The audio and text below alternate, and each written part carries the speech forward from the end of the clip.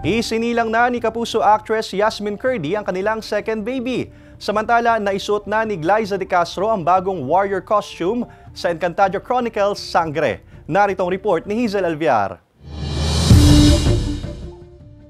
Sa pamamagitan ng C-section o cesarean, isinilang na kahapon ni Kapuso actress Yasmin Curdy ang kanyang second baby. Kwento niya, nais daw sana niya ng normal delivery, pero pagkatapos ng ilang mga test, nakita na manipis pa rin daw ang kanyang naunang CS scar at marami itong high risk. Kalaunay nalaman nilang na cord coil ang baby na CS din talaga ang bagsak. Isang baby girl ang isinilang ni Yasmin kasunod ng 11-year-old nilang panganay.